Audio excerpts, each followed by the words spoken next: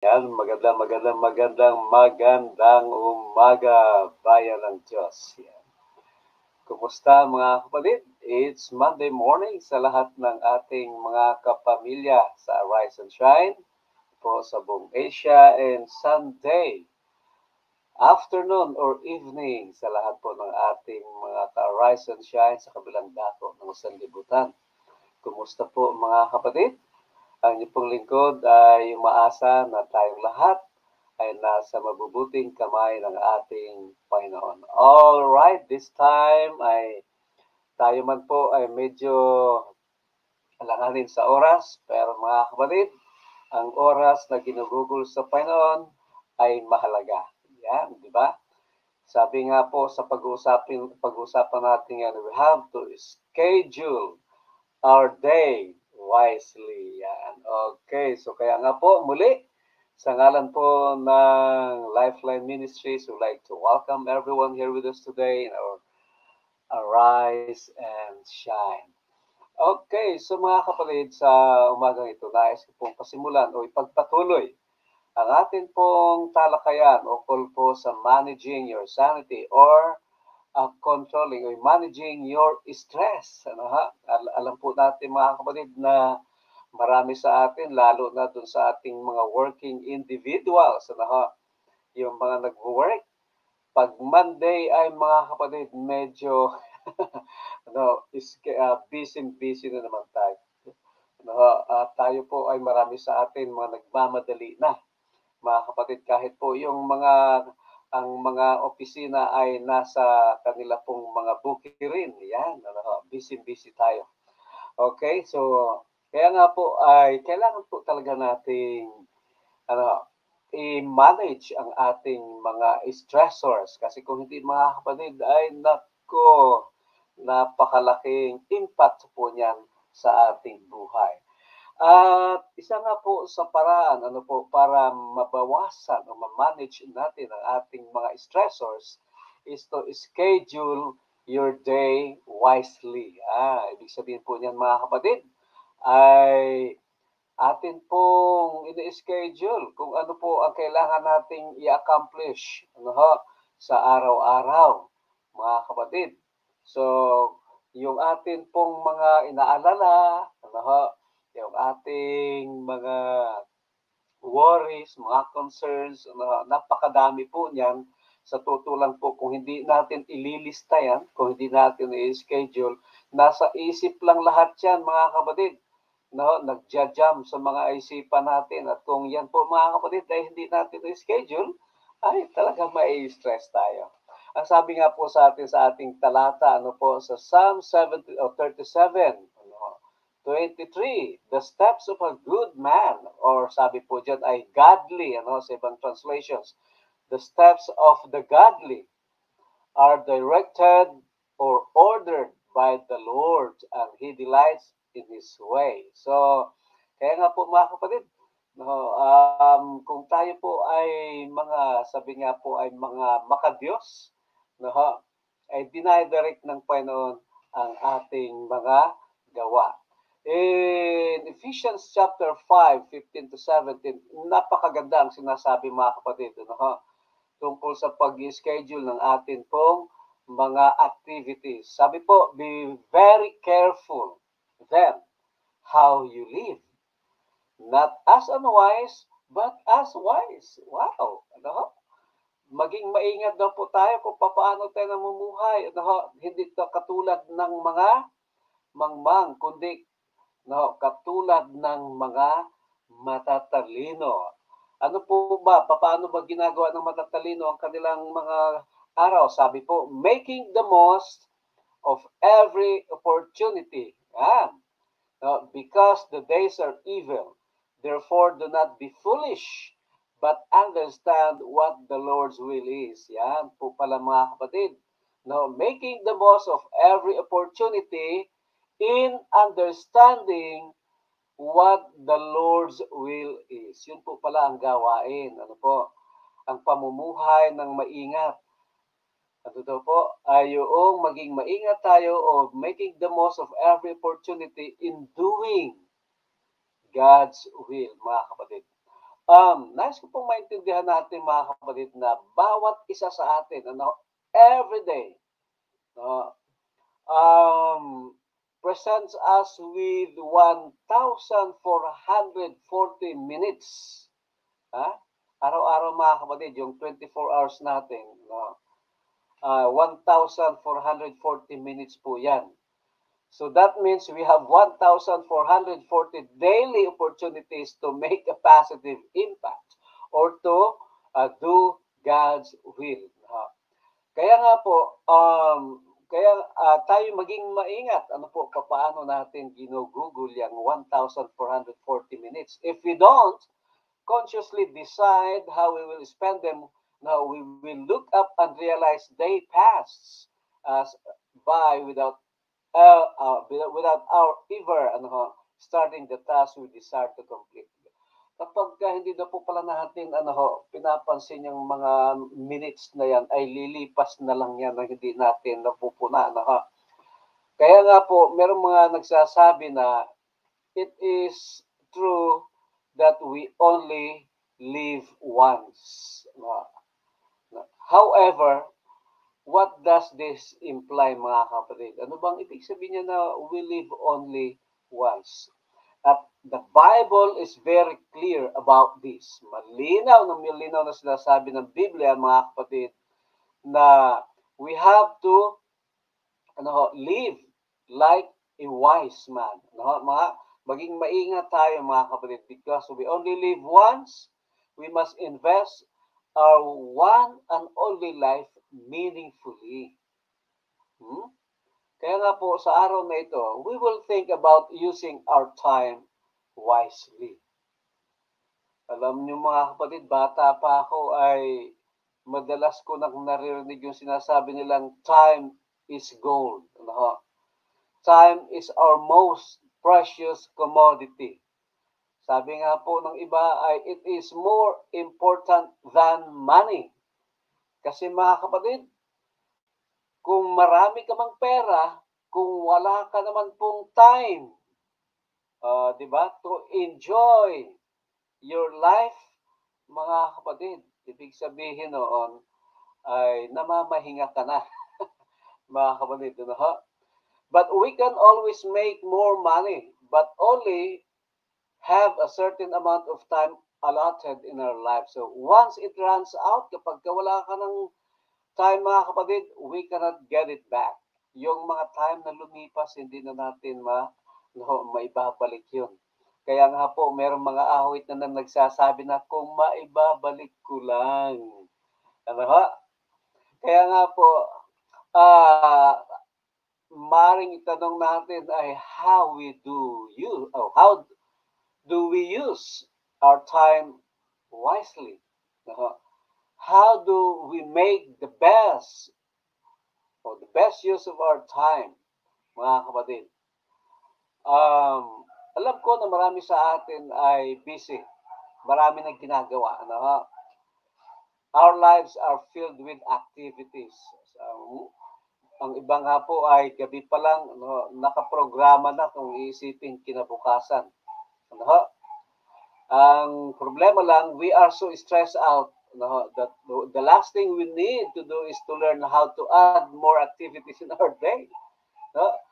On the top of napakarami ng iniisip na gagawin, mga kapatid, marami pang mga iniisip na gusto pang ma-accomplish. We add and add without ever stopping it, mga kapatid. Meron nga po akong kilala na talagang napaka-busy mga kapatid. Kahit sabihan na ng doktor na wag mo munang igagalaw yang iyong isang kamay at kailangan ipagpahinga. Hindi pala doktor, ng mga masahista. Pero wala sobrang sipag po talaga mga kapatid.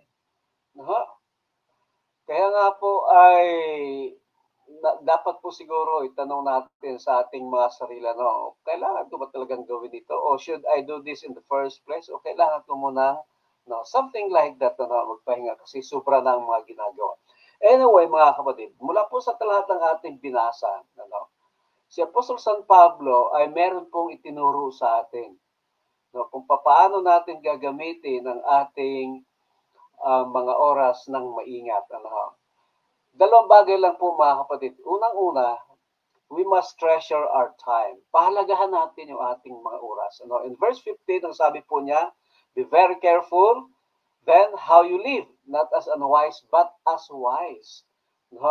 So the Apostle Paul told us to be very careful when it comes to using our time because our time is our life.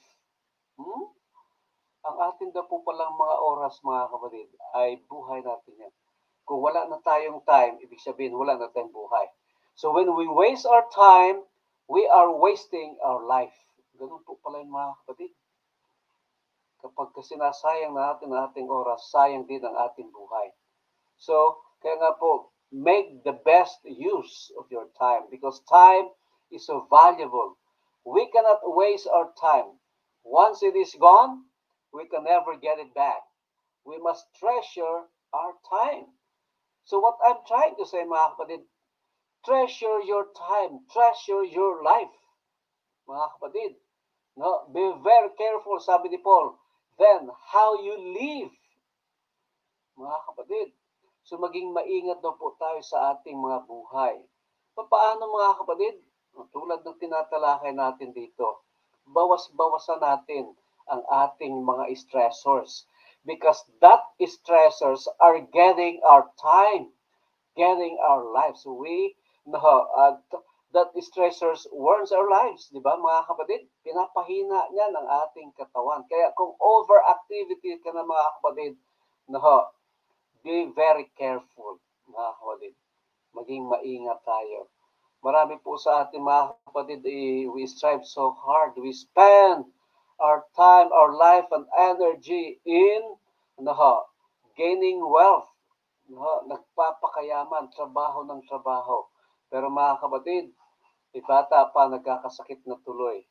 And then, marami ka ng pera ngayon, but we squander your wealth to what? To gain health. You are trying to gain your time. Mga kapatid, kaya nga po, sabi ni Paul, be very careful. Maging maingat. Papaano tayo mamumuhay. Maging matalino mga kapatid, sabi po niya, sa ating pamumuhay. Maging matalino tayo sa paggamit ng ating mga oras, mga kapatid. Because time is valuable. Once it is spent, we cannot sabihin po natin, hindi na natin makukuha, hindi na natin may babalik. We can never get it back, mga kapatid. And then pangalawa, ito po yung gusto kong mas tingnan natin. We must invest our time in relationship wisely. In verse 16, mga kapatid, sabi ni Paul, making the most of every opportunity. Ano po bang opportunity? Ano ang sinasabi dito ni Paul? In doing good work, mga kapatid, was he talking about an opportunity to make money or an opportunity to become famous?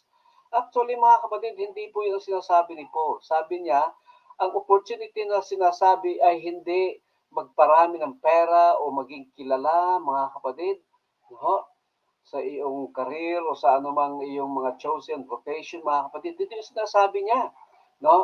Here, Paul is talking about an opportunity to make an eternal differences. Why? Because sabi niya, it is because the days are evil. Many people in this world do not know Jesus and they live in sin. And this is why we must invest our time to build relationships with others and make eternal differences in their lives. So, sinasabi ni Paul dito mga kapatid, in making the most of every opportunity is to make a positive impact in the lives of other people through relationship. This is why in order to invest our time wisely, we must invest in people and our time and use our time to tell others about God who loves us so much.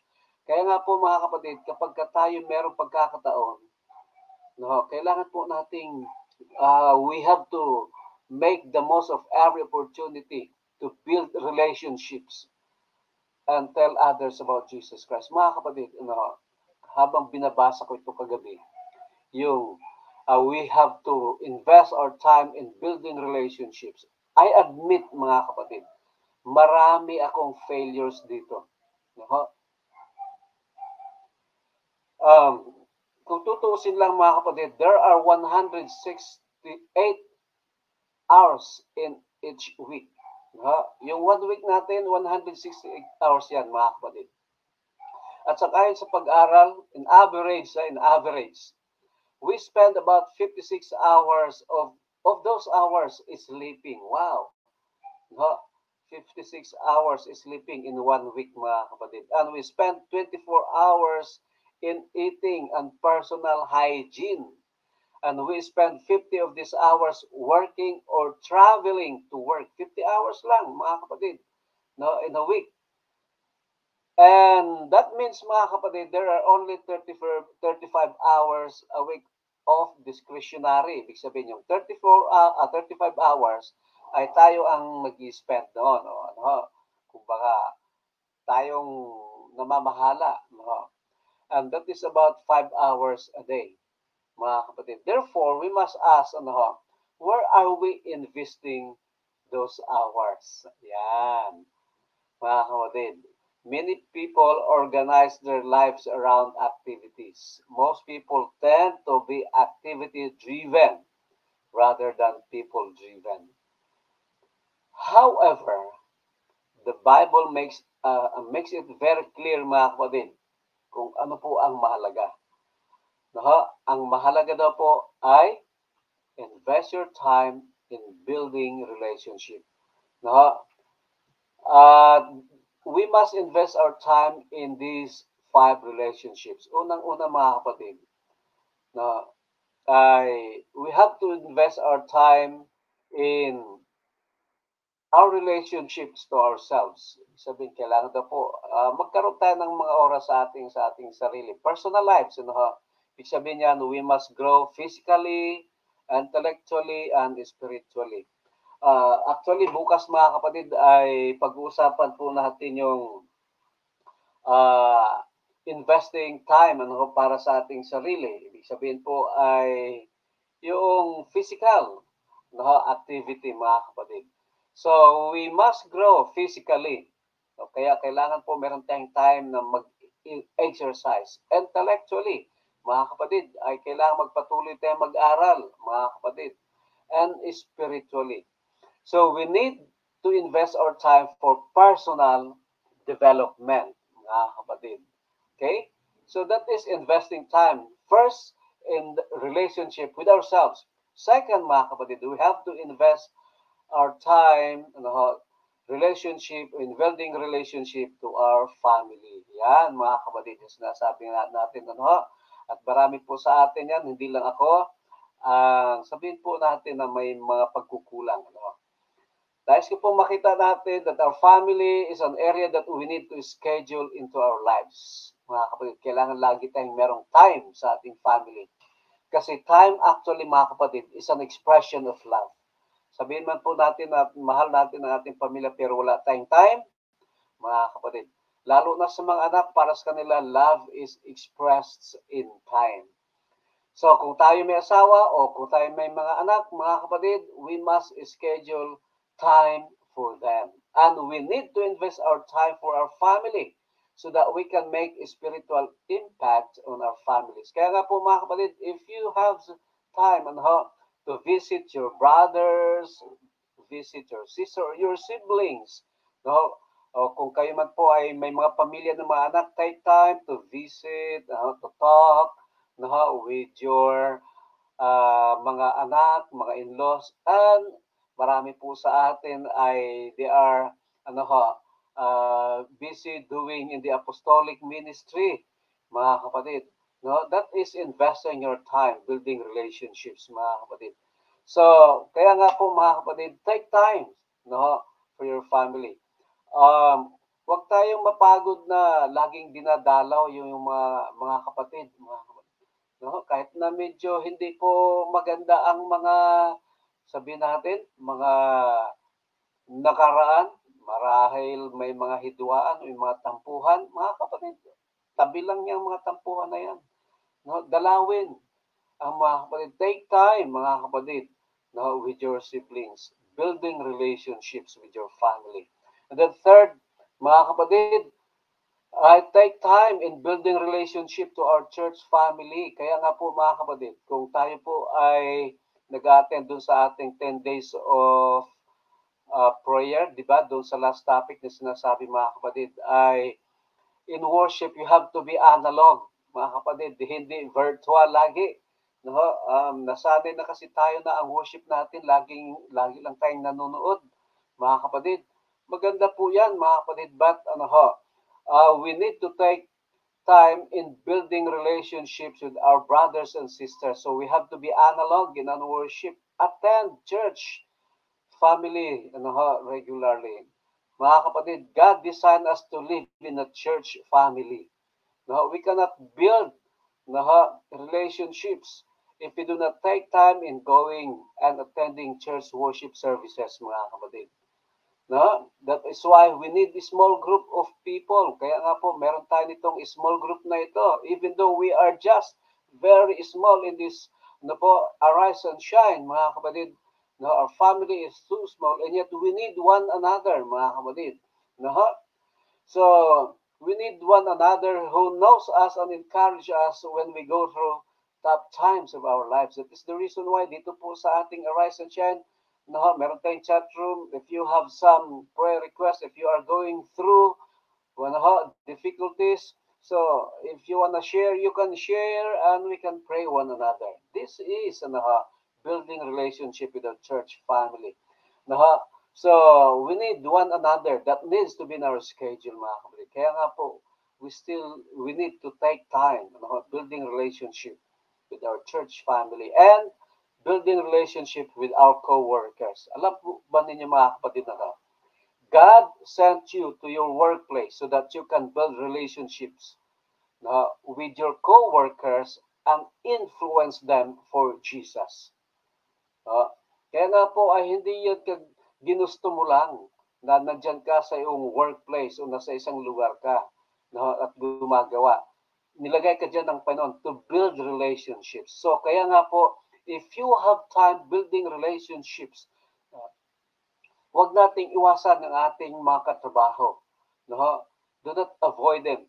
Take time to build relationships para ma-introduce mo si Jesus Christ kanila. Because hindi mo alam, baka mga kapatid, ay kailangan nila ang Panginoon sa kanilang buhay. At kaya nga inilagay ka dyan ng Panginoon sapagkat ikaw ang gagamitin. So build, or take time to build relationship